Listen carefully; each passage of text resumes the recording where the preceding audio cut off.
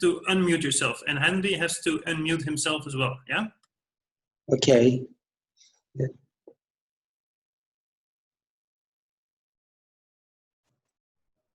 All right. Good afternoon, everyone.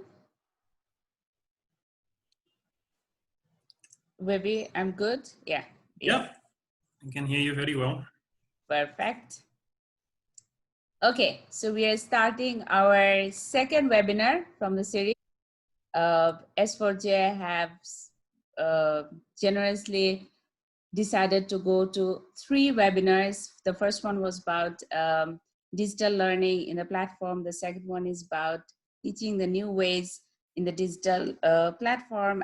The third one will be on MRM and how we measure the impact around the platform. This is a very timely webinar series given the crisis we are currently in. So I will not take much time. We will quickly move to the some of the rules we have for the webinar. So you're requested to keep your microphone in mute. You can keep the video on. That's nicer to see each other. You can click on the chat so that you can send in your questions. We hope to have enough time to go through all of them. We have the interpretation, which is live from English to Spanish. For English speaking, you can click on the interpretation and have the English button checked. Or for the Spanish speaking, you also have to click on mute audio when you click on the Spanish option. The webinar will be recorded, and with that, I want to hand over to Henry to take us to the content, and later Siddhita, who will detail more on the content of the webinar. Henry. Henry, you have to unmute yourself to open your, yeah, perfect.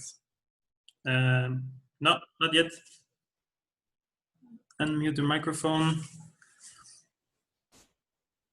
You're still, yes, there you are. Share. So now you should see my screen. Yes, perfect. And I start. And you can see now full screen this beautiful seal. Yes, there it is, okay. Full screen. Good. Well, Siddhita and I will jointly present. And we took the seal as a symbol for blended, because the seal lives both on land and in the sea. And the baby seal because we hope that Skills for Jobs will have many babies in many countries in projects being replicated. Last time my presentation got stuck when I tried to present this beautiful ecosystem that we developed for Skills for Jobs. It starts with societal trends that are of impact in the design of Skills for Jobs, the strategy, the stakeholders we work with, the support systems and support means that we have, and the systems we deliver. Now, if we look into societal trends, first one is the fight against unemployment and creating better employability is an angle for Skills for Jobs. Further, we would like to extend and increase the career perspective for people in VET. Furthermore, entrepreneurship development is an angle we would like to go into, and that would then lead to a better popularity of VET, and VET being better embedded in the socioeconomic system of Albania. When we look into the strategy of Skills for Jobs, the first thing is that we assume that technology is everywhere, not only in the personal lives of people, but also in the future of jobs. And then new ways of learning is an important angle in our strategy to help people facilitate more means to blended learning at any time, any place, using technology as their basis.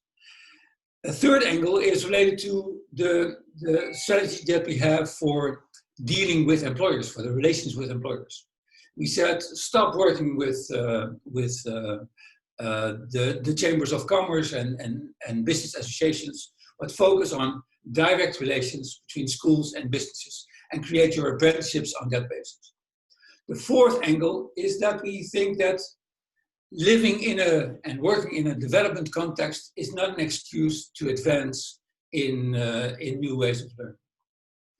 The fifth angle relates to the approach that we have.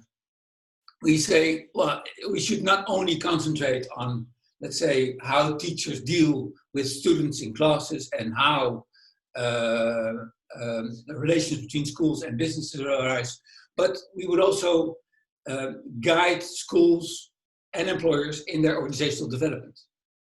And that means that we work on, for instance, school management systems. The sixth angle relates to the practical focus that we have. So not much high-driven theory, but deliver actual systems and provisions that help people to get into jobs. The seventh angle relates to the internal team. We said, well, for this kind of project, the classical approach of many vet experts in a project might not be the best one. So you would see in the Skills for Jobs many people with a business development background and a business-oriented approach. Now, the stakeholders we work with, the first and most important ones are students and businesses. These are our key stakeholders, in fact. And then there are supported angles, such as without the support of teachers, without the help of teachers, we cannot run this program. And the same applies for school management. Parents have an essential role in helping this system to be established. For instance, there were parents who were afraid that their kids went to employers and doing apprenticeships.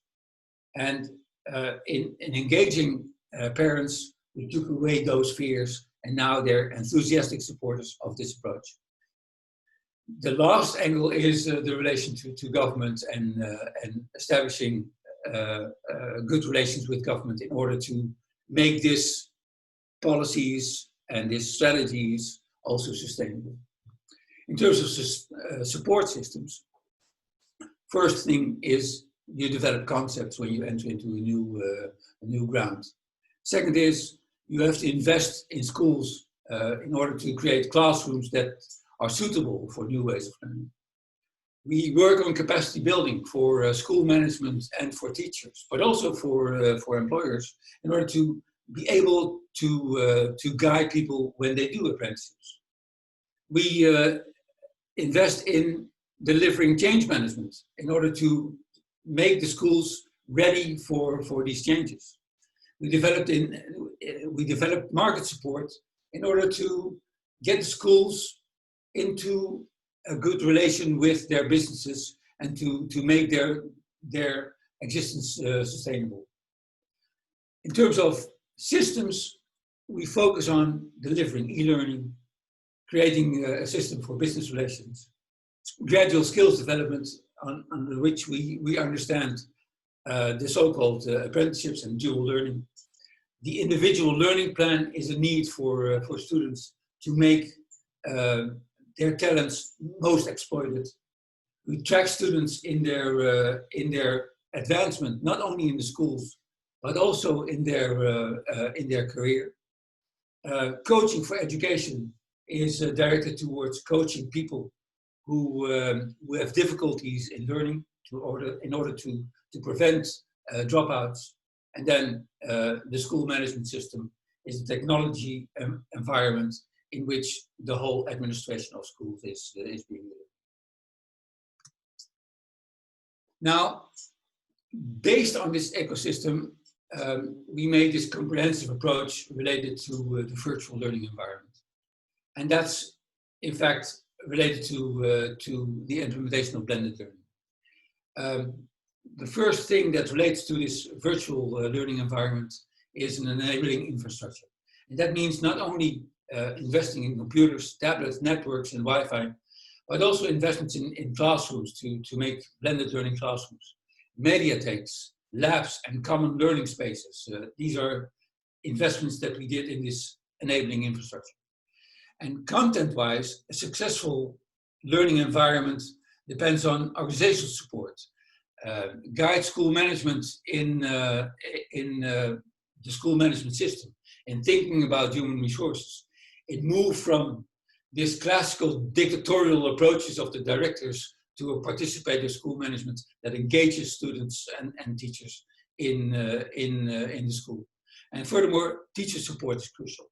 Capacity building, not only technically, but also psychologically, to diminish resistance to change, to create enthusiasm and to capacitate teachers in order to deliver this blended learning. And the next step is to develop learning materials. And learning materials doesn't mean that you just digitize books. It is about delivering videos, quizzes, gaming, tests. It's a new concept for teachers. And then the topping of the cake is talent management, facilitating students in extracurricular activities. Now, blended learning basically means reframing learning. And new ways of learning for us means to make use of technology, to use smartphones, tablets, computers, and smartboards, to use multimedia in terms of YouTube, Google, Facebook, e-learning in terms of theory, practice, gaming, quizzing, and testing, to develop special apps to support students in their blended learning, to stimulate schools and classes and students and teachers to produce self-made materials. For instance, there's this beautiful video of people in apprenticeship in the hospitality sector making a video of recipes that they have developed. And yes, there will also be books, there will still be books. New ways of learning also means to stimulate self-starters and to work in groups. It also implies that teachers spend more time to individual students because many of the students working in groups are able to self-start, to develop their own activities. And it makes learning an individual adventure. Now, what changes for teachers? Teachers, and that seems like an open door, but I come across too many teachers who are basically not interested in their work anymore. And we feel that you need enthusiasm in your work to be a good blended learning teacher. And you like to teach and to coach people. You like technology. You look for help if you need it.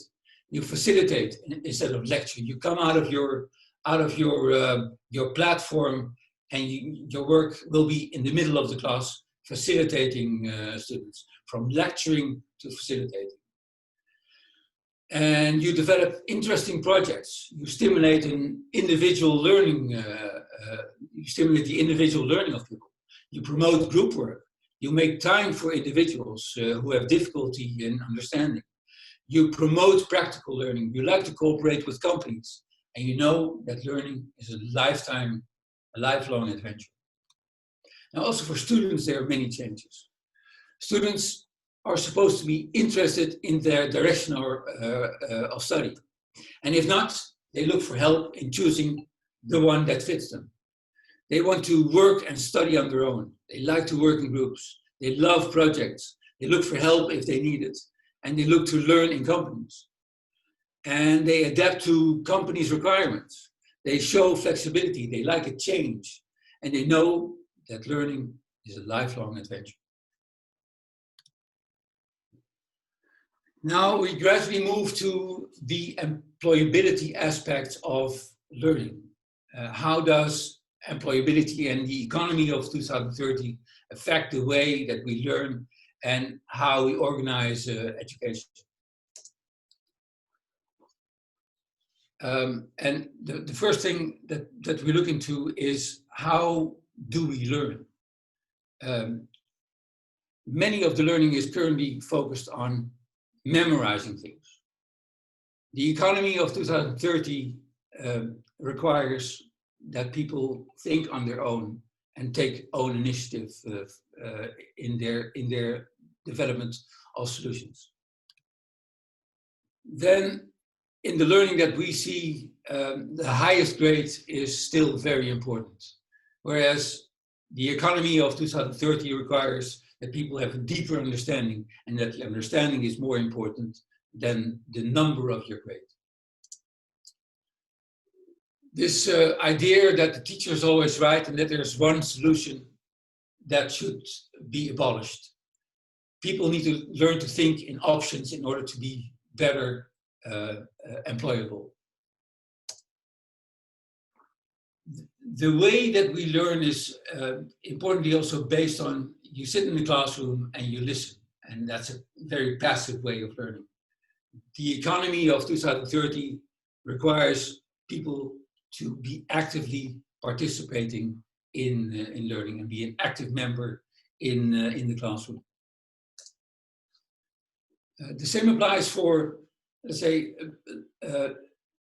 individual learning. Lots of the learning is currently concentrated on individuals, where it is very important that people learn to think in teams and to work in teams. So teamwork is more important than this individual approach.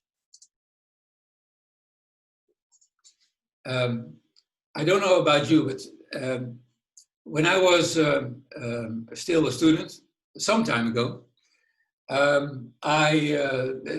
was this definite thing that you could not make mistakes. And if I look back, during my lifetime, I learned most of my blunders. Most of the things that in which was totally wrong, and had to realize that I made a real blunder. And my call here is to embrace the blunder as a unique learning instrument. People that make blunders, that dare to make blunders, should be praised. In the current learning, you will also see that apart from learning things by heart, a lot is spent on things for which Google is made, or for which other search engines are made. So let's stop a bit with the theory, and let's move a lot more to learning people how to deal with technology and how to be self-sustaining in working with modern technology. And the last thing in this regard is school is sometimes a place where discipline rules, very much related to the military service, whereas fun in learning should be key in having a good learning experience, being also prepared to learn lifelong.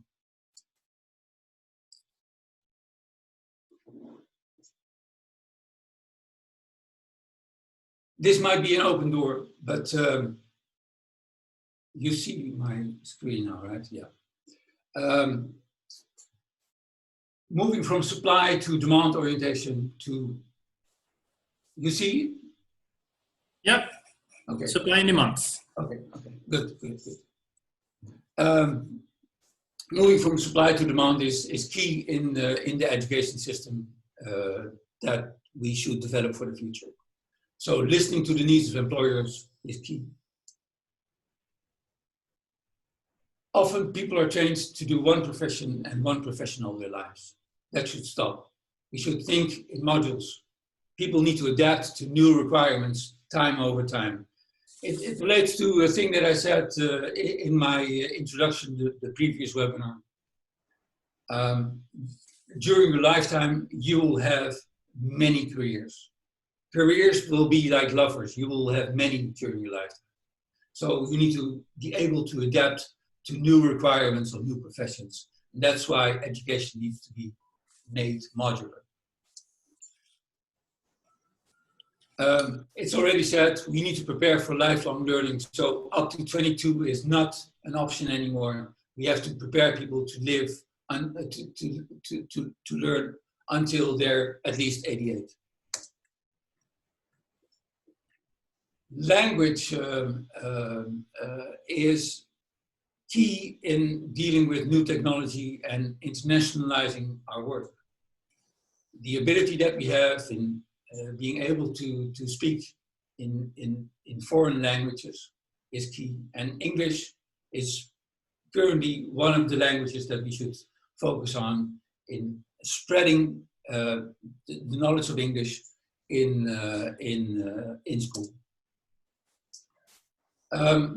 I don't know about your context, but in the Albanian context, the participation in VET is still quite low. It's around 20%. And we should strive for 60% people engaging in professional education. So less in general education, less in universities, more in vocational education, up to the level of bachelor. And then school hours. In many countries where I've worked, in Europe and in Asia, school hours were between 8 and 2 in the afternoon. We should strive for a system in which learning takes place 24 hours a day, 7 days a week, 365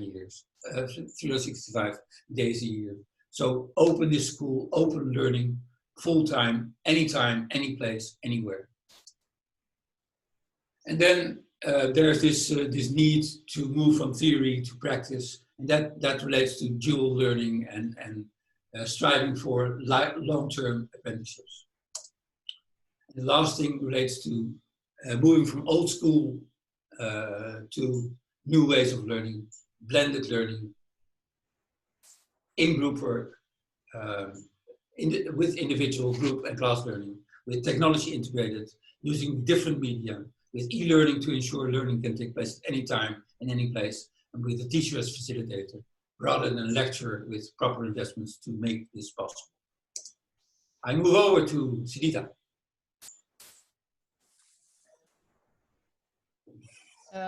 Thank you, Henry. I would need for you to stop sharing. I did that. Thanks a lot. And thanks a lot for stressing once again the importance of employability. And as most of you might be aware, Swisscontact has already established a working group on employability. We talk about it a lot, but now we have an example on how we tackled this. And us at Skills for Jobs, we believe in the, or we follow, let's say, that dynamic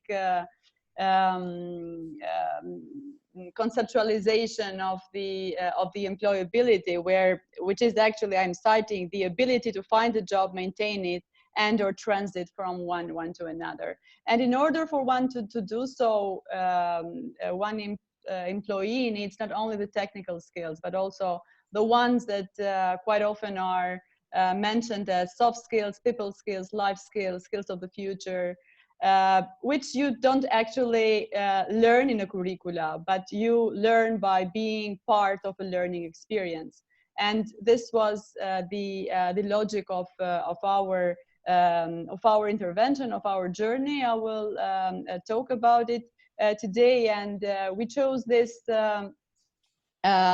actually quote from Hemingway. It's from The Sun Also Rises, and he says, how did it happen? And it happens gradually and then suddenly. This is just an opening. Of course, the reason why we are all of us together and numerous, it's because of the COVID and the pandemics and the huge interest on online learning. But in order for you to be ready for this, there is quite a long journey to take in advance. So I will need to go. Okay. This is the let's say the logic how we worked from the ecosystem that Henry mentioned. Today in my presentation, we'll focus a lot on the way how we work with teachers. And our, let's say, logic was that we will increase the capacities of these teachers in order to, for them to be the facilitator, in order for them to develop a new class, a new learning experience. And the competences of the new teachers are, as you see in the slide, Of course, he or she understands how the education is influenced by ICT, but also how the market is. What does it mean to learn and to teach in a digitalized world? What does it mean to be inclusive? How you organize your working time now into different places, and what you need to do in terms of self-development. And in our logic, if you have these very good and equipped with these competencies teachers, then you'll have these positive outcomes in a student level, first starting with a positive attitude. So people are smiling while they are in the classroom, not just, you know, bored. That's a good start. And then you will reach to skills, being those technical or social ones. Our journey starts with the one that we call phase 0, where we did a lot of analysis on understanding better the learning environment and our client, which is actually our student, and also our schools and our teachers. We worked with the teachers into analyzing the way how they were planning, implementing, and assessing, and in the same time guiding them what are some inclusive or student-centered activities that they can enter, that they can integrate in their plans, and what is the best IT tool that they can use. For us, always IT was an instrument and not the mean itself. And this is what we are also promoting in the way that that we work. After this first analysis, we started, of course, after readings and after being inspired by other models. But other models are, you cannot just copy paste. Of course, we're all inspired by, I don't know, the Finnish beautiful system, but it's quite difficult or impossible, so to say, to implement it. So you have to develop it on your own. And after, let's say, the plans, we started from theory to reality. With the first pilot, with the first classes of blended learning, we had a group of 13 innovator teachers. They were already there, so they understood directly the concept, and they were already ready to embark on what we were doing. During this first trial, we incentivized the teachers to explore as many solutions or strategies to achieve their learning outcomes. In the same time, we were observing the effect, how did it influence learning. And we saw that there were very positive results into this. And of course, we did this through our MRM and actual research. You will hear more about this on the forthcoming webinar.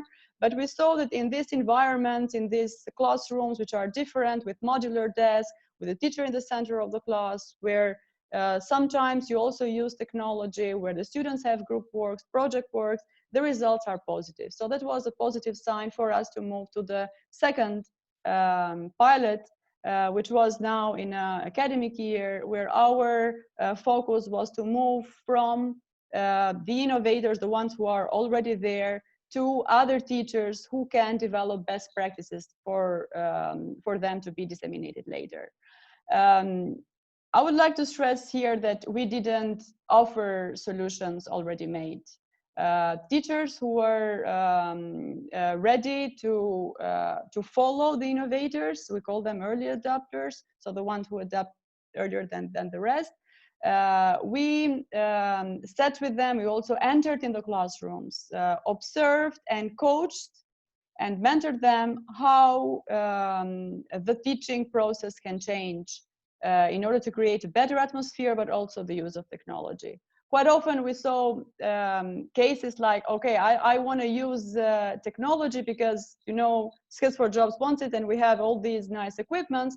And what I do in the classroom, I put a video, an explaining video with someone who is just explaining a new theory, which is actually not the right thing to do, because while having a video presenting a new lecture, while the teacher can do that. So we had all of this needs to reflect together with teachers, and it was a very nice experience we've done there, integrating action research now into the classroom.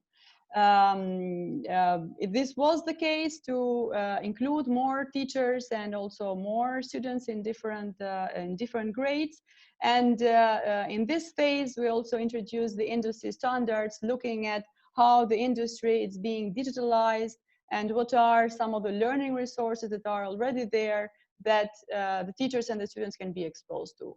We had a very positive, and we still have a very positive experience and collaboration with Cisco Network Academy, which is a beautiful platform developed for ICT, but also other industries have similar systems. And one of the systems that we used and we are still using is a Moodle-based platform. You heard about this in the first webinar series that we had. We chose Moodle because it falls in the approach and the vision we have about the way of learning. So Moodle allows you to annotate content, to use gamification, to break out the content in a way that it's not tiring, but it also, in the same time, leads to the learning outcomes achievement. Allows also the possibility for group work, for forums, for wikis, and all of this. In this pilot, we, in this phase, we were able to develop different, we call them use cases, so different experience, because every teacher was using his or her own class like a laboratory. So we had different cases, and which were like beautifully created and crafted and need to be shared. This is why we also organized the knowledge sharing events, which actually resulted to be a very positive and motivating factor for the teachers as well. In the pilot 3, based always on the lessons learned, our objective was to increase now the number of beneficiaries, let's say, for this new approach, because we were very much focused into this lab classes, let's say, while the rest of the students was feeling left behind. The same for the teachers, so we had to expand. Since we proved and we piloted that Moodle works and it's very good for VET, then we customized our own Moodle VET platform. We call it Muscle VET, as you already know about it. We established the communities of practice as modality to horizontally transfer this new new cases or new solutions, because the experts can come from Albania or from Switzerland or from another country, but if a peer shares the experience as we are doing now, it's the learning, it's different. We also started to move from the individual teacher to a school level policy on continuous professional development. And here we identified and we started working with the processes of continuous professional development by appointing also and supporting the coordinators on continuous professional development. And this is the end of first phase, where we capitalized the experience and we prepared for the next phase, which is the pilot 4. The idea was to capacitate for again, and to increase the capacities on how to use the Moodle-based platform, to invest a lot in developing learning materials in a collaborative way, because the skeleton doesn't have any usability if you don't upload content, and to continue the internal processes now, not only about like the capacity of the teachers, but also the use of the infrastructure in a more efficient way, because the number of users have been increased. And then suddenly 9th of March came. And then we had to take some decisions. Before going to the decisions and how we tackled this the situation, we would like you to come up with any idea. So you are part of the management team of Skills for Jobs. You're doing this beautiful futuristic program. And now in 9th of March, the Prime Minister says everybody's at home. You should now start with the online learning. We gathered as a team, we took some decisions, and then we implemented a plan. But if you were part of us, what would you have done? I would kindly ask you to go to Menti. I can also write it in the chat.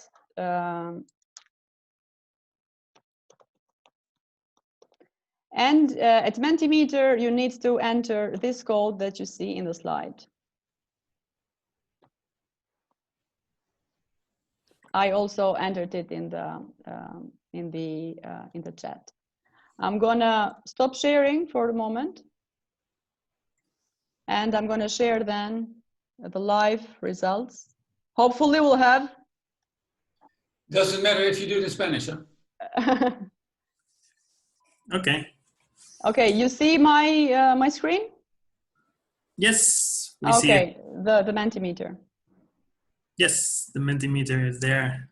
Okay, now Participants can go on their computer or on smartphone. they can either in the smartphone or in the computer. It doesn't matter. You just enter 3 strategies or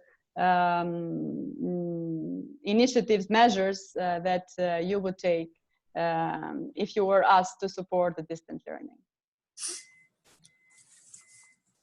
And people can also do it in Spanish. Then we can. Yeah, then you will need to support the translation. So I will translate the Spanish.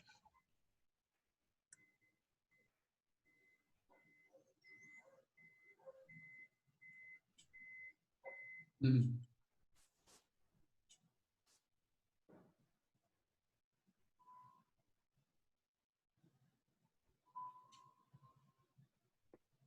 We are sure that some of the solutions will come out from the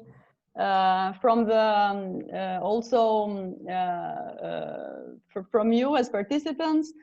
We see that there is access to infrastructure foreseen as a measure.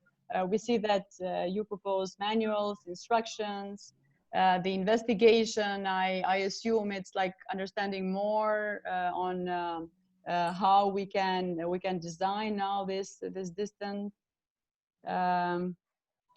We see that you propose recording for the wider audience. That would mean that the education becomes more efficient due to the use of technology. Google is always there. Google helps for everything, also for learning purposes, but also for learning environments. Developing content, you also propose the training about the platform, and the learning content is as well. The platform I see quite often as alternative. Of course, it's quite a strong asset that we've built before. Access to technology, the training of the teachers. The introduction of new tools are a proposal from one of the colleagues. Yeah, for the moment, okay, make videos, ensure motivation. It's very good as a proposal. ICT training for teachers. The blended learning methods, that's quite interesting. Now, after 9th of March, we had to move from blended to distant only. But returning back to what blended means and how this online learning now becomes crucial, it always helps a lot. Okay, I will let it build. Yes. Can you also explain the difference between remote teaching and blended learning? Because I think that's quite crucial in the. Of course. Now we have like different terms: blended learning, online learning, and remote teaching and learning. Now, blended learning is a modality where you blend or mix different learning places and modalities, where one of them is online. The distant learning, it's when the teacher and the students are in distance, and to facilitate teaching and learning, they can use different media.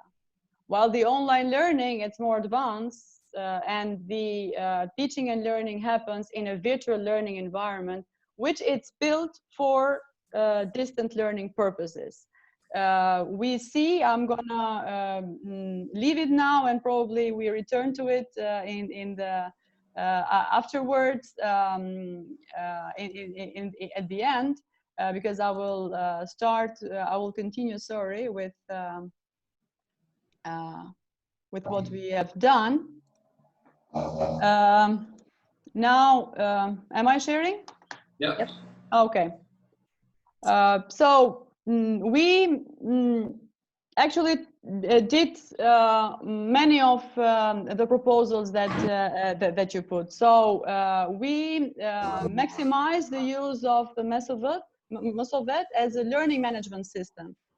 So a place, a virtual place where teacher, the learner, the content, the administrator are there, and actually it replaces the classroom. We supported and trained in the pedagogy of online learning. It's quite different when you are face-to-face.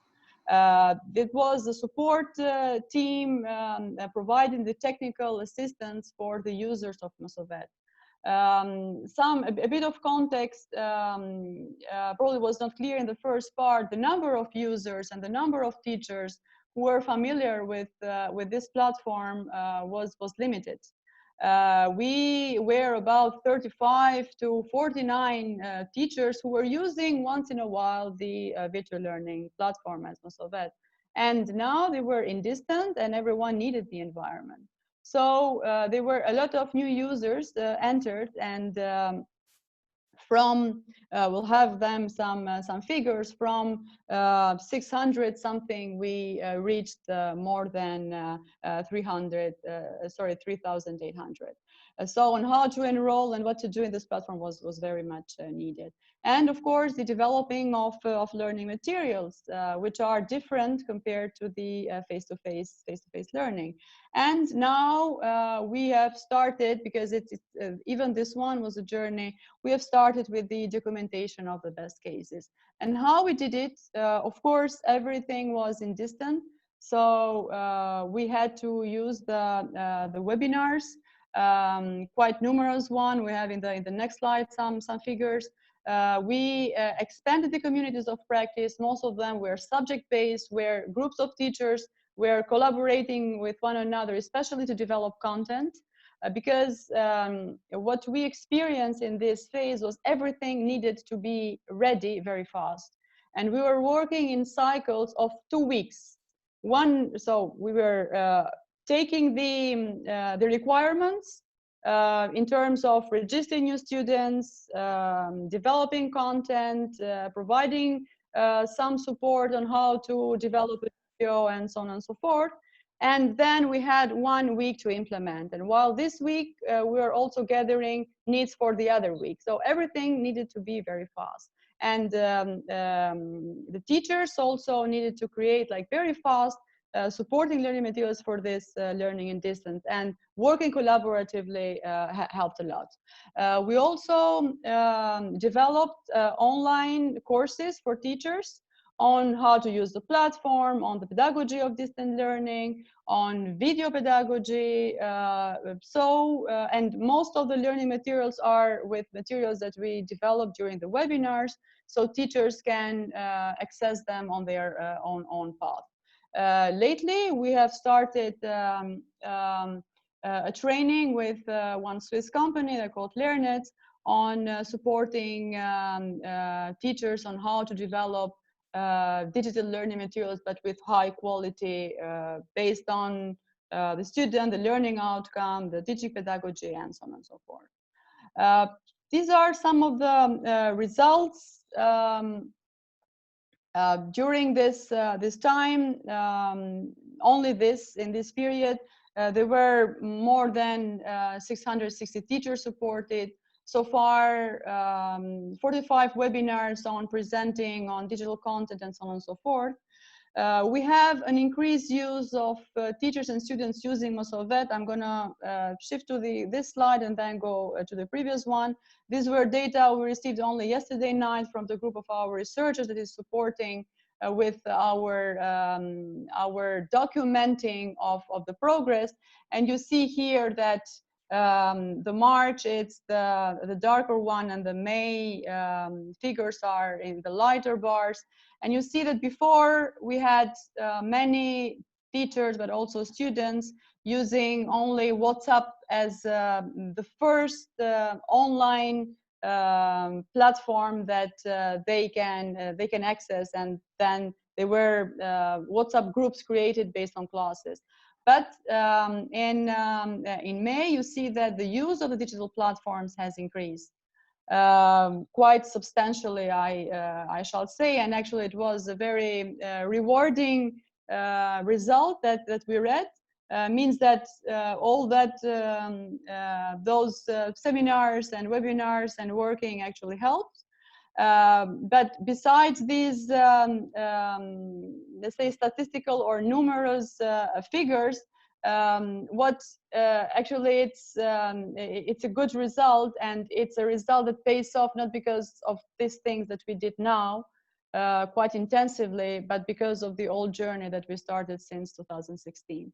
We see that there is a changed learning and teaching behavior during distant learning. During this, so since March till May, we see that the students stay longer in virtual learning platforms. Not always are chosen or are respected the hours, like 45 minutes, one learning hour, but the learning is expanded in the in a larger time frame. We see that the teachers are being more innovative and picking and choosing different platforms for different purposes. For example, we have cases of teachers that sends an instant message at WhatsApp saying that we start at 10, and then says, okay, just open Mosovet or open Google Classroom and go through the lecture or through the quizzes or through the digital content there, and then let's have a Zoom call on 10:45, so we summarize what you've learned and so on and so forth. And this was not a reality before. So we see that this force and urge to react actually incentivized also the teachers to be more innovative. We have a higher involvement of the low achievers. It was quite a positive result. Apparently, being online helps for the ones who are like more introvert as students, and always when you are online and in the same environment is this equality or democratization of the teaching and learning. Of course, before we had many teachers giving notes. In Albania, it's dictation. Definitely no inclusiveness there, no participation. While online, you have to go digital. So is the student who owns the time of the learning. We see that Mosovet is being used also for practical practical learning.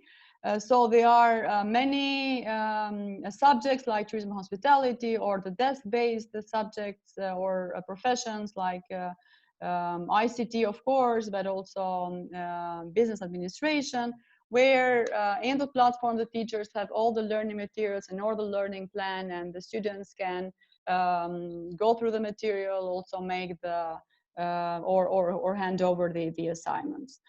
We have higher interest during this time for the industry platform, especially for Network Academy of Cisco.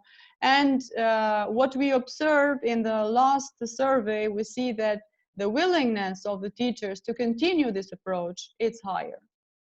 And that it's now we are starting to think of the next academic year. And with this willingness and with this uncertainty how September will be, we are ready to plan for September.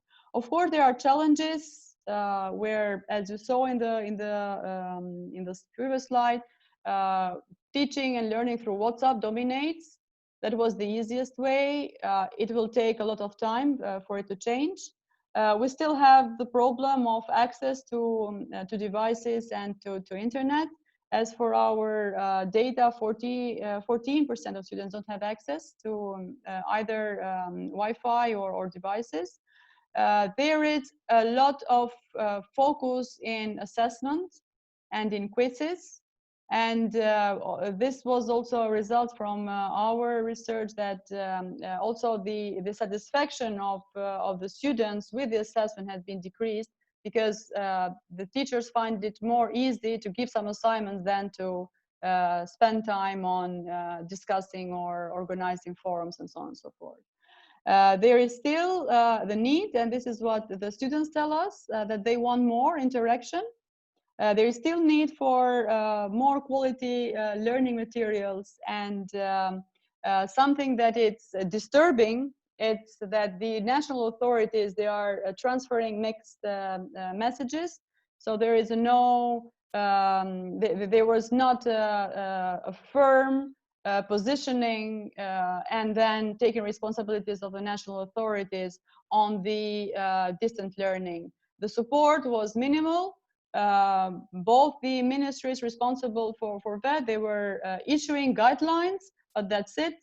No support for teachers, no support in infrastructure, and the instructions were somehow misleading. Once everyone had to go online, then in the middle of, I think it was 3 weeks, more than 3 weeks ago, the decision of the minister was that this part of learning and distance won't influence the assessment. And these mixed messages, of course, influenced also the process. Now, I don't know how much time I have. I will, these are like in a general terms, the lessons learned so far from our journey. I will focus only in any of it. I also mentioned it. Yes. And you have 5 minutes. Okay, I need less. So what we see is that collaborative and blended learning has a result. So it's definitely a way to go, even though it needs to be gradual and with the ones who are leading it on board since the beginning. But not only the teachers, but also the principals. They need to not only understand and promote one individual teacher, but also promote as a way of an institution to deliver learning. We saw that the communities in these new environments and new realities work very well. And what we are experiencing now is that not only communities of teachers with, let's say, horizontal or in the same level of skills, but with these multi-task multi-skilled team. Someone is very good in pedagogy, another colleague, probably younger, it's very good into annotating videos or putting some subtitles to a YouTube video you can use with the author's right, and so on and so forth. Definitely we see that the schools that were supported by Skills for Jobs reported very positively and quite faster to the distant learning situation. They were prepared, and they could immediately continue in the new modality. These are the way forward. Some of the initiatives we're taking now. We plan to intensify the use of Mussolvet as one solution for to support the blended or online, if needed, learning for vets. Development of e-learning or digitalizing what is existing, it's also one initiative we are there. We'll continue to support the teachers on how to plan now in these 3 learning modalities. So you have your curricula, and what do you or how you plan to deliver it. You can deliver it partly in the classroom, partly in the business, because there it's the apprenticeship side, and partly in the online. And we are currently working with the teachers for the plans of 2020 and 21 academic year. We are now part of, we just started a national dialogue on digitalization of VET, and hopefully in the other seminars and webinars we'll have some positive outcomes of this of this discussion. I thank you a lot for the attention, and I'm looking forward to your questions. We can also have a look at the Mentimeter. What did happen? Yeah, I think we move first to the questions. Although here we have the Mentimeter. Trained teachers is very big. Yeah. In the center. Yeah. And we The also word have cloud says, yeah. Yeah, that it means Okay. that more people have filled in the same thing, trained teachers. And we have also some questions on the topic as well, so that's interesting. Let's see. Again, a lot of questions. It's a very good indication that people are eager to know more even about this very interesting topic. Let's see. Shall I stop sharing? Yeah, sure. Because then we can also have. Okay. Yeah, go ahead. The person that was first in there in the questions and also putting a comment was Dirk. First, he mentioned in a comment that he read a few books on brain development, and there was one key message always there, that there is one thing that the brain cannot do, and that is not to learn. So the brain always wants to learn. And then there comes the question about teachers already from Dirk.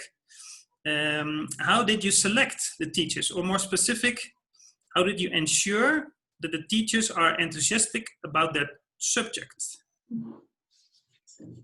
Henny, do you want to start? Yeah. No. You start first. I'll pick up. Okay. Well, we have. Thanks a lot, Dirk, for the question. We were using this, let's say, theory of innovation, the famous one approach. Every time you introduce something new, you have to start with the innovator. So with the ones who are already there, who don't need to, whom you don't need to convince. And then gradually move to the ones who are early adopters, so the ones who are who have a high willingness to change. And we, of course, announced this new initiative that we will support these teachers, and we had many subscriptions, let's say, or teachers who were interested. In the same time, we had to be also let's say representative when it comes to the sectors that we support and the schools. So the 13 teachers that we started with, and then the number gradually grew. They were teachers from ICT, tourism, hospitality, general education, from different schools. And they had, so the only criteria, let's say, that they had to have, it's having a good understanding of pedagogy and willingness to change. The rest then can be learned. All right, and as we speak right now, Dirk adds the question to it: is there a correlation between age and innovators? Yes. In general, yes. In general, we have more difficulty in selling blended learning to older teachers. Okay. Yeah. So there is a general focus on, in particular in the beginning, on younger teachers, and we also take into account that these older teachers gradually are being replaced by younger people, and that will also extend the basis for enthusiastic blended learning teachers. If I may add a bit here, probably some of you were also present in some of the webinars that SNBI was organizing. Professor Urs Gerbel, he is one of our technical backstoppers, and he was also mentioning that sometimes there is this 15% of people who are resistant to change, who never change, and you just leave them because there's nothing you can do, and that's the nature of the things. And naturally, these teachers are being replaced with newer figures. Actually, working with new teachers through mentoring, it's an initiative that we have planned. But in the same time, in order to make them enthusiastic or keep them motivated, we were using this training of trainers approach. So the teachers that we are, let's say the initial group that we are working, we are training them as trainers so they can transfer this knowledge to the others, but also have this skill that they can use also in other tasks, probably also as experts. And this is also a possibility for them to generate incomes in other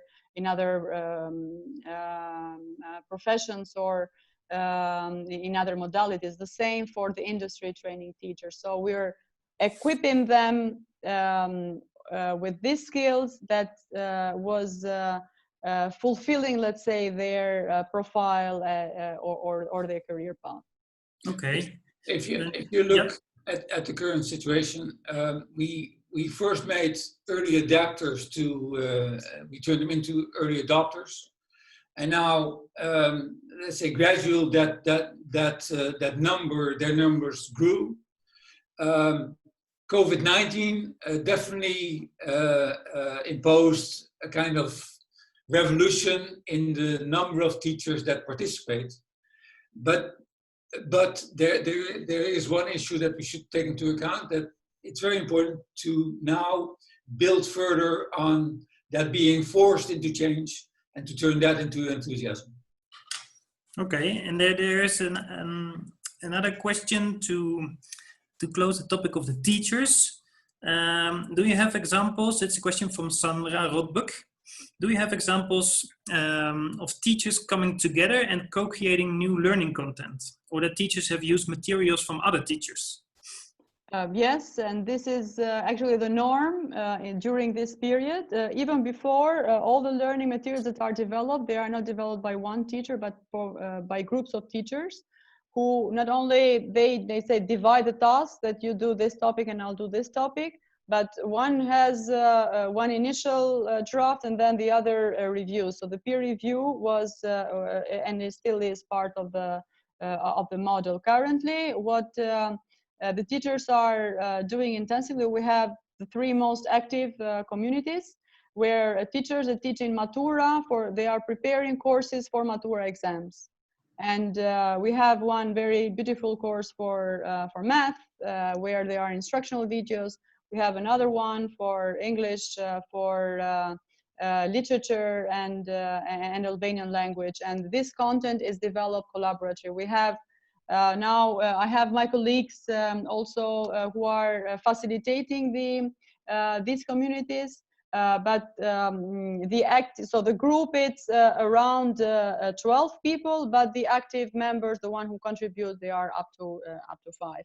And to be frank, we used also we made use of some guidelines of communities of practice. I remember Annette, when I asked her also during the regional seminars in Albania, that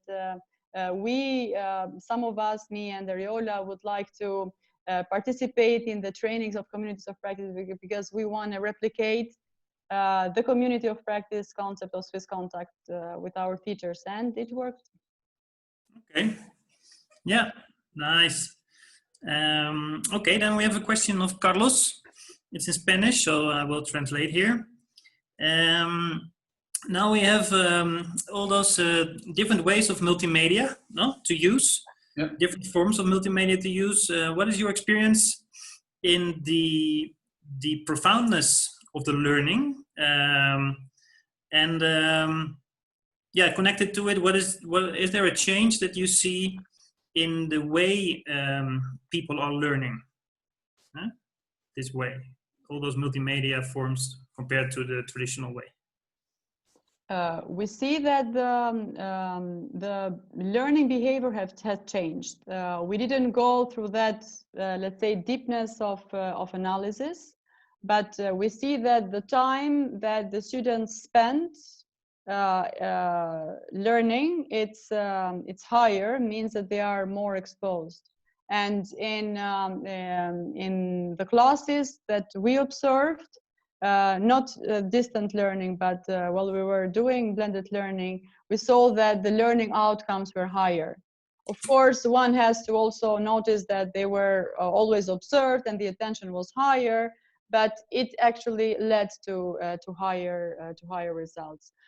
We are continuously observing and asking the clients. For us, the clients are the students, on what they think about the materials, whether they are useful or not, whether they want them to be more interactive or something or another. And we are using this as an input to improve. One of our colleagues, for example, they always take this example that they are students that link the concepts with the pictures or with colors. That means that being exposed to this material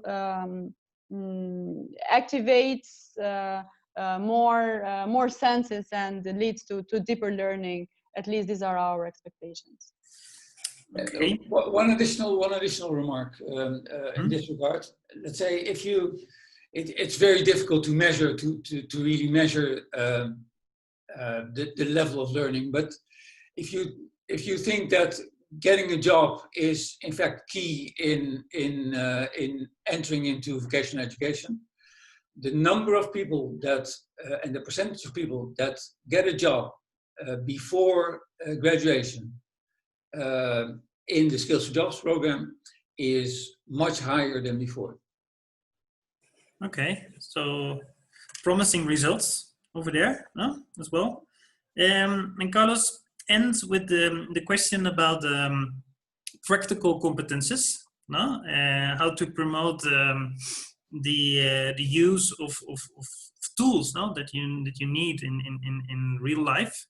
And to this regard, are the simulations, I think something like virtual reality or whatever, helpful for this?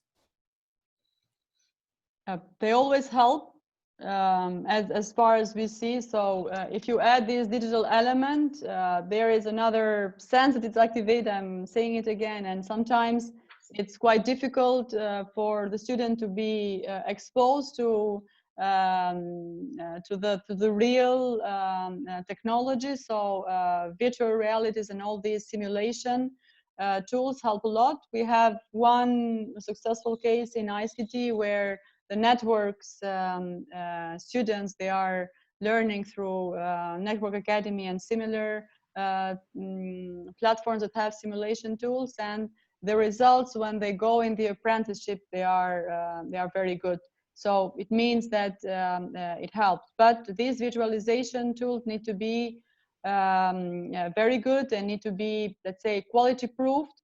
So all the visualization tools that we integrated in the schools, they are coming from industry. So we have the one for networks, the one for smart home, the e-cars diagnostification, I don't know if I'm correct, tool. Those were and are tools that are created from the industry. Now we're working with some modules on design. AutoCAD is in Albania. I don't know if it's international, and those help a lot. Also, the using of especially the using of these tools and multimedia before the exposure to the real world of work. Of course, it cannot replace it. So it's an addition. And we have many cases of now and even before of teachers who were exposing the students through the virtual learning platforms to different instructional materials. Of course, through videos, you can learn a lot. Here we are talking about initial VET, so it's the YouTube generation. So if they don't know something, they don't go to Google, they go to YouTube. So it's very easy for them to learn through videos. And while we were having these continuous assessments with the private sector, one of the requests for them was that they want the students to be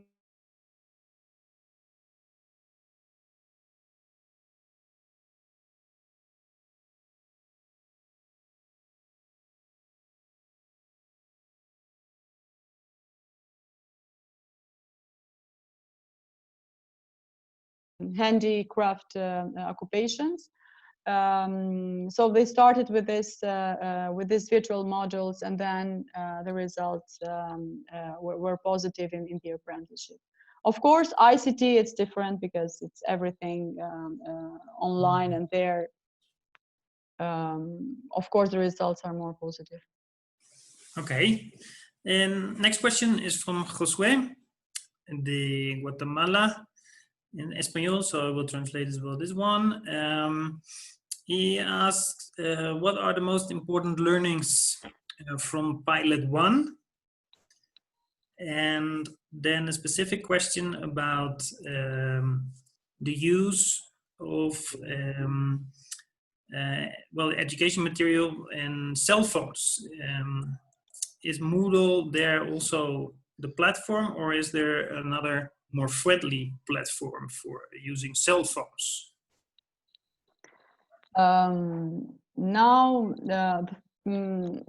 if I may answer the last one, Moodle, it's friendly, so it's mobile friendly, and it comes also with its own app.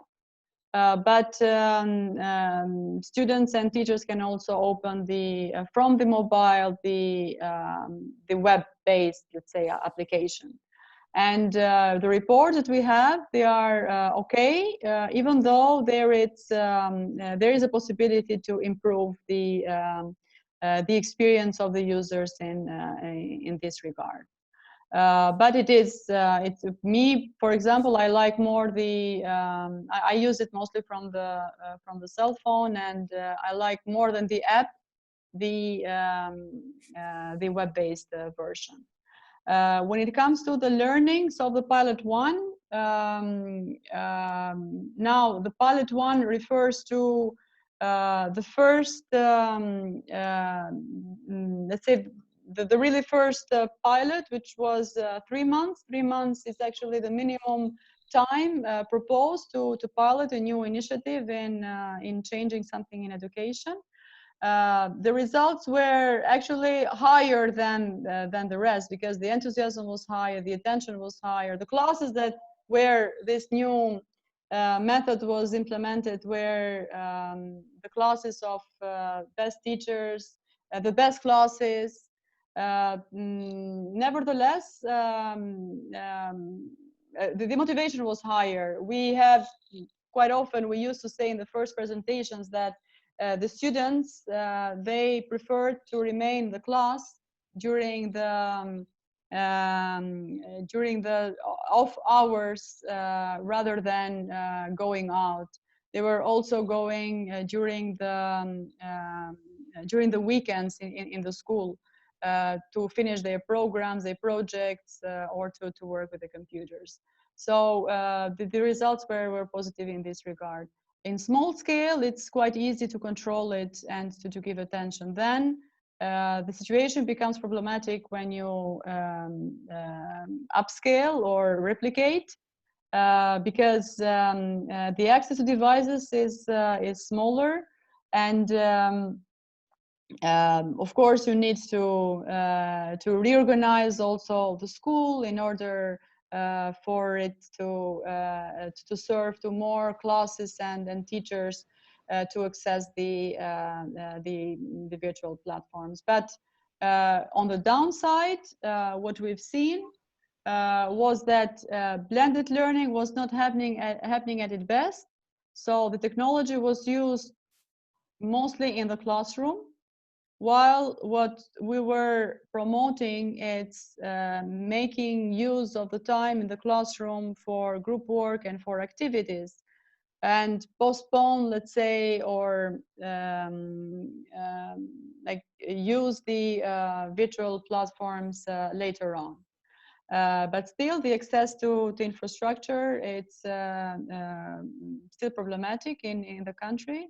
And we are talking about vet students and families with an economic and social status, which is not the best one. Yeah. Okay. But we have capitalized the experience of the first year, and we are currently editing the report, and I think we'll be able to share it very soon. All right. Related questions from Javier Vaides and Vaart Romaas about the evaluation survey you did with the students. Javier, in general, asked what are the main learnings there? Maybe in short, just 2 learnings, no, from the evaluation with the students. And Vaart Romaas was asking, did you investigate only the S4G schools, so the schools that are part of the program, or maybe others as well? And the question is whether you can share the questionnaire that you used.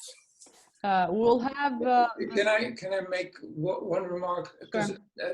This also relates to, let's say, our MRM approach. Sure, this is what I was about to tell. So next week we will go extensively into this, but Sarita will try to give a short answer for now. Yeah, of course. We have a full webinar about the instruments and the approaches.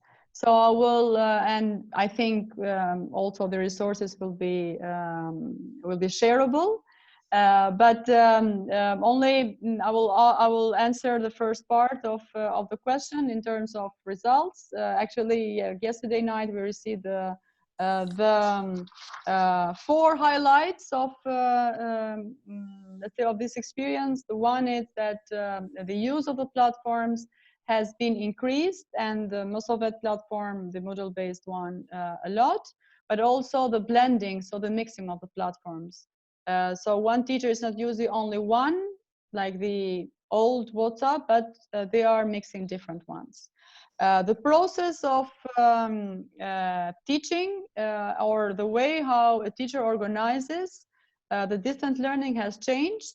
It is more thoughtful, and this is as a result of, because we asked both teachers and students, so and also had, but Erika will talk about it on the next webinar.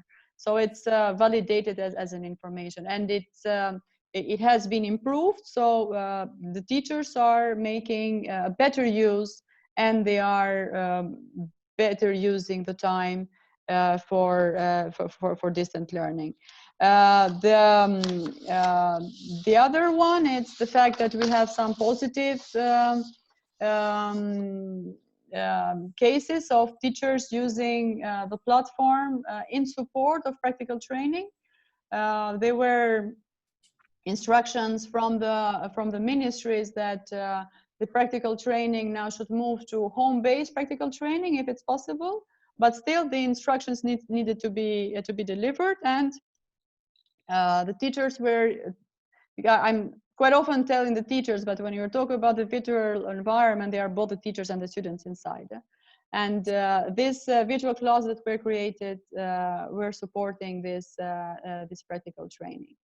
And the last one is the assessment, which remains problematic and has decreased in terms of perception level and satisfaction of the students. but also when we analyze the needs for training, because we also asked in the last questionnaire the teachers on what do they need to be improved, and actually there were, I'm just saying 3 of them. One was I want to learn now better the platform, and I want to learn more on how to assess in a distance learning. And the third one is the digital learning materials. Okay. And just to complement, because before I think I didn't answer fully to the question, how many users are in the platform. Currently, we have around, now I don't have the exact number, but 3,800 students and teachers. And among them, there are, let's say, 450 teachers, but not all of them are using the platform as a virtual learning environment in full. Sometimes they enter in the platform, they read, or they take some materials and they use it in other platforms. Like, for example, we have one math teacher. She has Facebook group with her students. And since the videos of math for this preparatory course for Matura are posted not directly in the platform, but in YouTube, she finds it easier to post the links of the videos in her already developed virtual learning environment, which is in Facebook. So we have different ways of using the platform. Yeah, all right. The questions about evaluation, monitoring the use of the platform, evaluating with students, and the final webinar, your own MRM expert comes talking about this, right, Erka? Yep. So that, but on the platform, there are a few questions still on the platform itself. It's a question from Sandra Rodbook, from Carlos Rondon, and also from Fuimani Fongsaf. I think that's from Southeast Asia. All are related to the platform. Sandra Rodbook says, which digital platforms have teachers been using? She says the S4G platform usage seems still quite small. I don't know how that is relatively to others. And ask, what do you think could be the reason for this? And then Carlos connects to Sandra. I think not all platforms are comparable with each other. What do you think? And Fuimani asks specifically about what platform would you suggest where there is limited internet, so for countries with lower internet stability. The use of the platform and what platform to choose is always a question. We promoted Moodle because it is developed for learning purposes. The first environment which was created to support distance learning was the one with WhatsApp.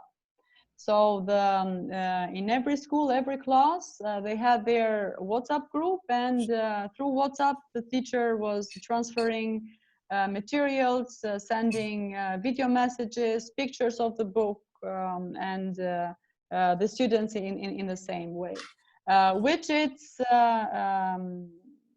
for us, and also as other experts says, this is not suitable as an environment, especially for initial vet.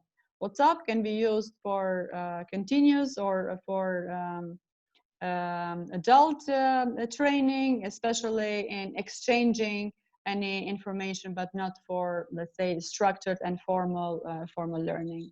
Google platform was the second one which was used because it's free and because it's easy, but it is only a repository.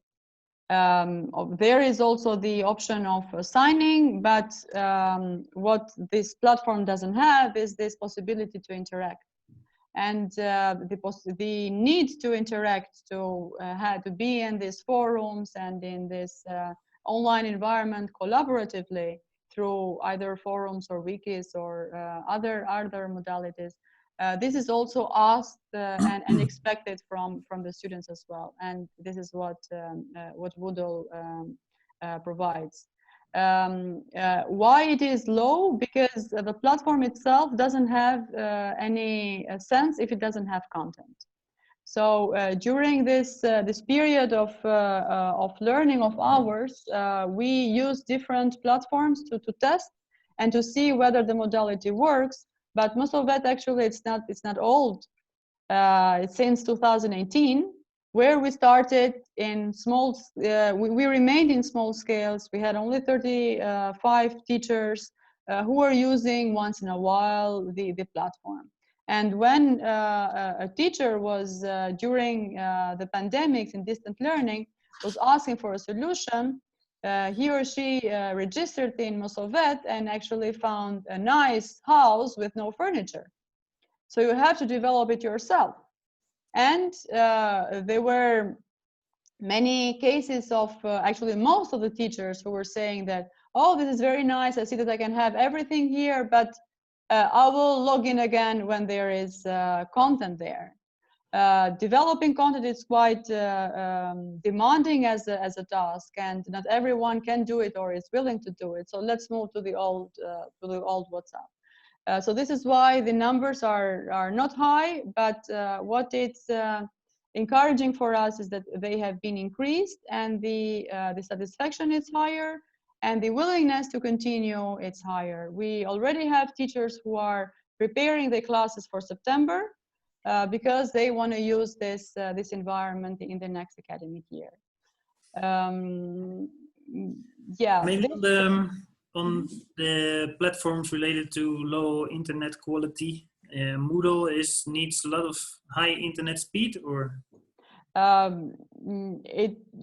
We try to do, of course, social networks, they require less, but and Moodle requires more data. We did some tricks, let's say. One of them is to not to upload directly the content, but use external links like the YouTube channel, or sometimes also considering the lowering of the resolution of the videos as a modality. But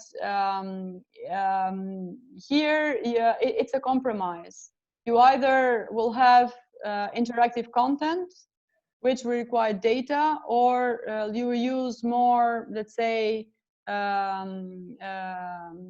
easier channels or other platforms that require less data. We are aware that there are also apps that can work offline, where you can download materials, but that's not the form that we promoted.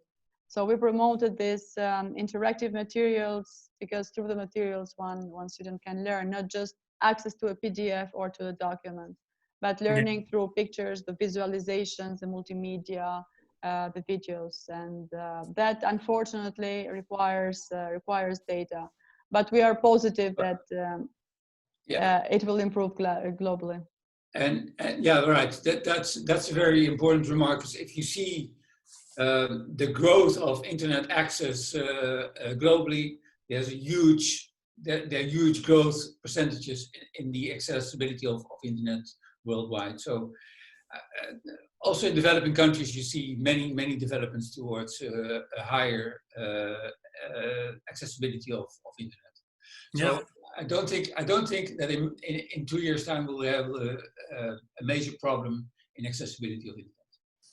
All right. Yeah, that's true. And when comparing different platforms, the other part of the question, every platform has its own, let's say, advantage. Quite often we see that the teachers refer to Zoom as the platform that supports distant learning. For us, Zoom is not okay. It's a possibility for both the learner and the teacher to or the group to be together, but it actually only replace face-to-face teaching. While we were considering the Moodle-based platform as a tool that can also propose different activities that you can do, like the forums or the group works or the peer assessing. This is why we chose this, and the rest, as I said, the Google Classroom, which is quite widely used, it's quite limited, and it's mostly good for repository. All right. We have 3 questions left, so I think we're gonna make it. 3 interesting questions. As I said, they're all interesting, but these ones are continuing to be interesting, from Annette, Victoria, and Raya. Let's see. Annette asks, do you expect distant learning to reduce after teachers and students can meet again in classrooms? Our survey said no, it will increase. Okay. Because it's quite comfortable. So once in this case, is the initial investment, it's, if I may use this term, the initial investment is high. So you need to be there, to stay there, to invest your time into setting up your learning environment, and then it's very easy. So through this pandemic situation during distant learning, the teachers were forced to create these learning environments. Now they saw the benefits, and they want to use it. But the willingness to use it in the next academic year was higher than before. So we think it will increase. Even though the percentage might not be I don't know, 70%, it's around 40% if I'm correct, but Erka will talk about it more on the next webinar. That it's quite a good percentage from our perspective, because it comes from an experienced user, and it comes as not as a requirement because you have to use it because you are in distance, but as voluntarily choosing this modality of teaching and learning, which it's we read it as a positive result. Okay, thanks. And then Victoria refers to the smaller group of students that don't have access. No, you mentioned 14%, if I'm not mistaken. Mm-hmm. What can you do for them? How can you ensure that they are still included somehow in the teaching? We did actually we did a small investment for them, only for internet data, and we because it is at the test, we observe it, what does it mean, and this would be also lessons learned that we send it to the national government, and the participation has been increased. Some of them, they were also very good teachers, but they don't have access to internet because of their incomes of the family. But still, for us, this is not a project level initiative. We pilot, we document, we deliver models. Access to internet and to devices in pre-university education, it should be either a national responsibility or a group of donors initiative, which we hope we will incentivize in the near future. Yeah. In addition, a thing that we still have not succeeded in yet is to make arrangement with telcos where they say we will subsidize, let's say, access to internet for students in order to make them addicted to further use when they once they have a job. I think that in bigger projects and in bigger countries, you should definitely test whether telcos are willing to engage in contracts giving students access to free access to internet with the prospect of a long-term addicted future. We have experiences in general education, only for compulsory education. There were 2 platforms, which according to the to the companies, to the telecom companies, they can be accessed for free. Rumors say that it's not always the truth, but it's an initiative. But still, we are quite behind in a national level when compared also to the neighboring countries. All right. And then the final question from Raya. She's especially interested in the technical areas, the technical professions for which you are applying these distant learning methods. Which are the more technical areas? And she's especially interested in construction and plumbing and electricians, she mentions as well. Does it work as well for those sectors, no? The more technical, practical sectors? That's the first part of the question. And then the other one is to end all, yeah, I think it's a nice question to end. Which students show best performance in terms of learning better? Are there types of students that are performing the best in this whole environment of distant learning? As per the first question or part of the question, we started working with tourism, hospitality, and ICT, and then gradually moved to a school level, not to a profession level. So we are providing the environment and the support of the teachers, and now also some help in content, but not specifically focusing in one sector or another. As for the construction, we didn't have so far.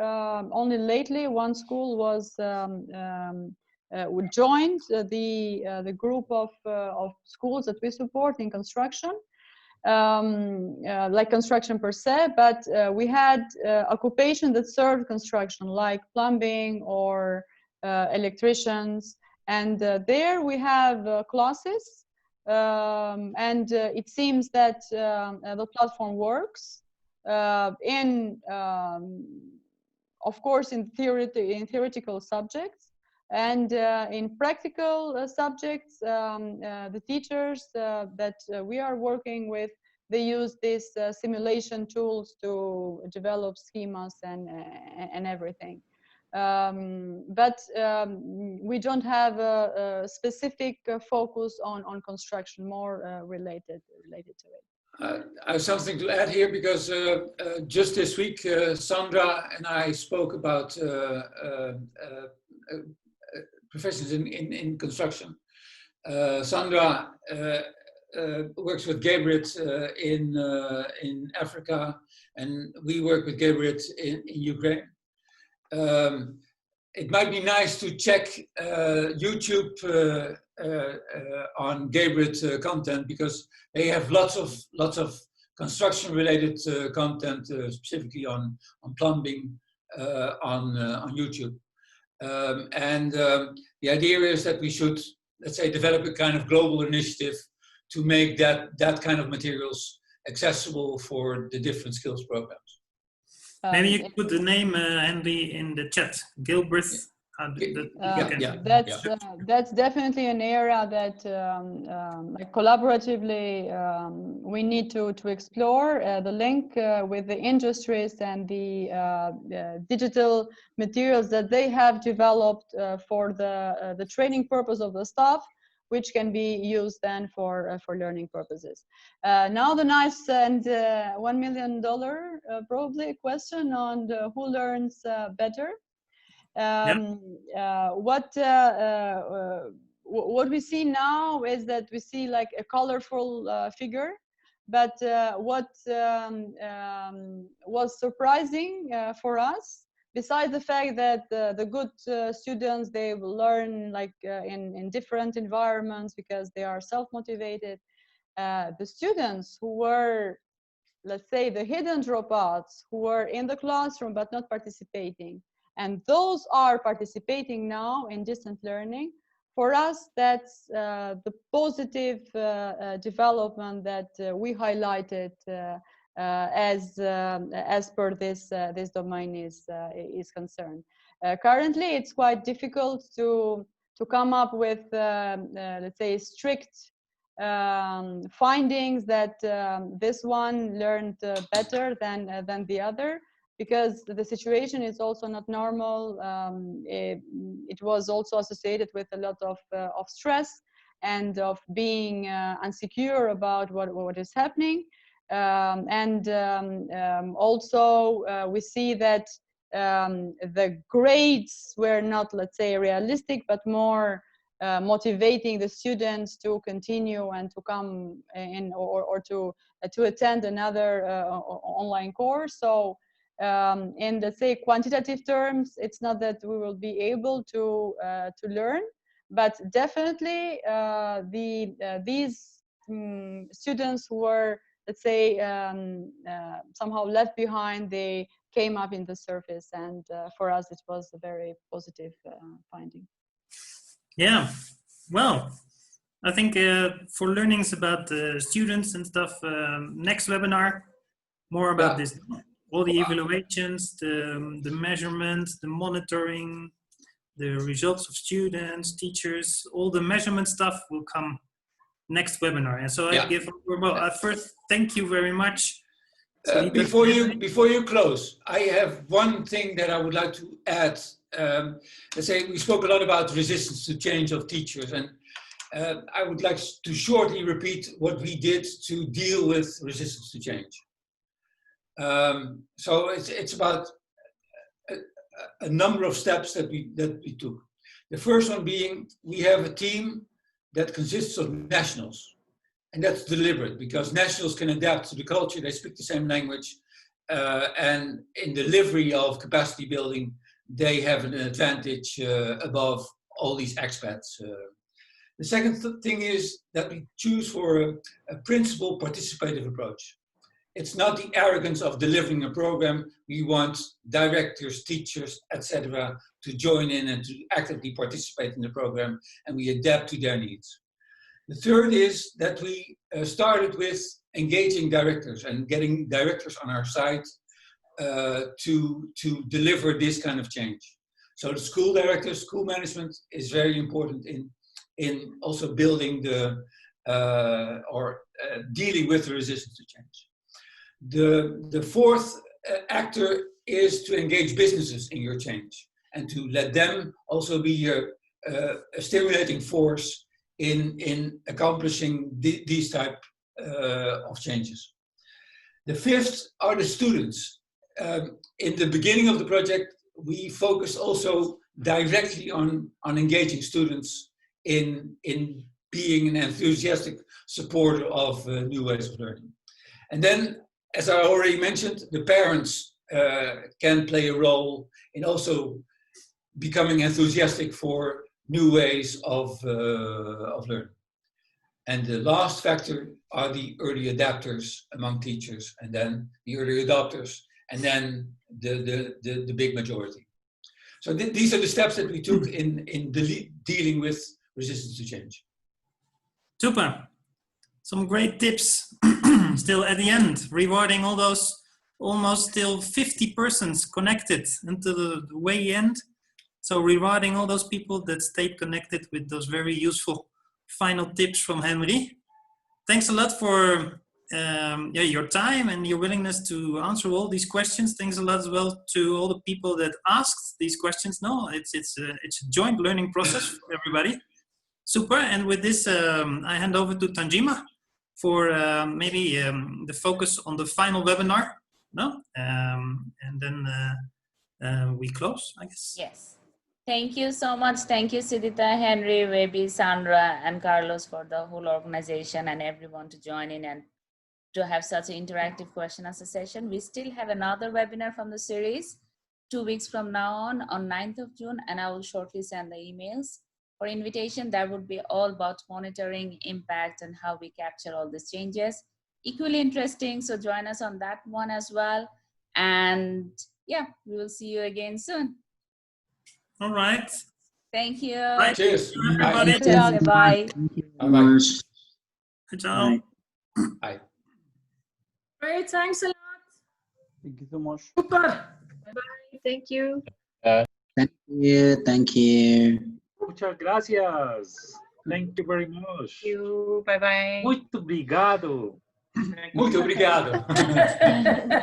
Beijos, beijos. Gracias a todos. Gracias.